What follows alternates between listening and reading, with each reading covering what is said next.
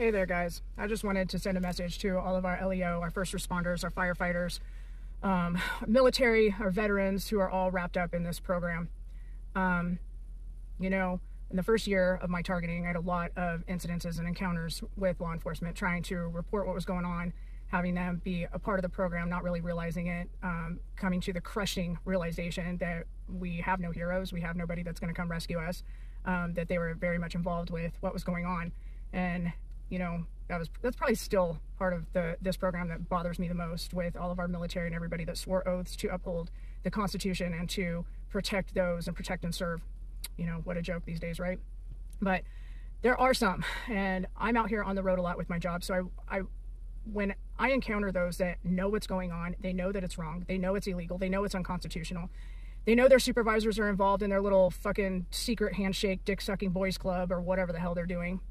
Whoever they sold out to so that they could get a leg up in their careers and get that little extra paycheck.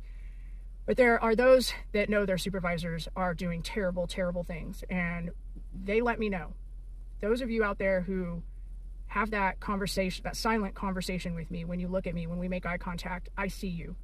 I see what you're saying, and I know that when shit hits the fan and all this pops off and it's close, that you guys are going to come to the right side of the fence, that you guys are going to be on the right side of justice and of history.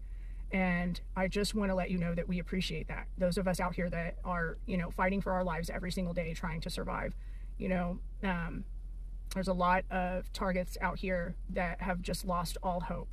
And I want you guys to know that the more you step forward and acknowledge how many brothers and sisters that you have lost to this program, how many people have you saved lives with, have you been in combat with, were victims and casualties of this program, how many were suicided, how many were falsely diagnosed with artificial schizophrenia.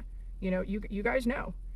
You guys know what they've done. And these are men and women that you stood next to during the most horrific times of your life, and that you stood next to and you took oaths with, and you have watched them be murdered by this program. You have watched civilians that you swore to protect be murdered by this program.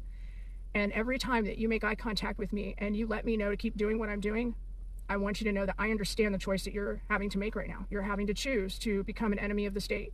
We didn't have that choice. We just are. But you guys are worried about your families, you're worried about your careers, you're worried about your lives, trying to figure out how do you navigate and do what's right and expose this program without becoming a target yourself. And the reality is, you can't and you're not. There's gonna come a point where you're gonna have to make a choice. And I wanna let you know that there is room on our side of the fence for forgiveness, because we know without whistleblowers, without people that man up and do the right thing, that our battle is gonna be that much harder. But I see you, I respect you, and I hear what you're saying without saying it, and I thank you.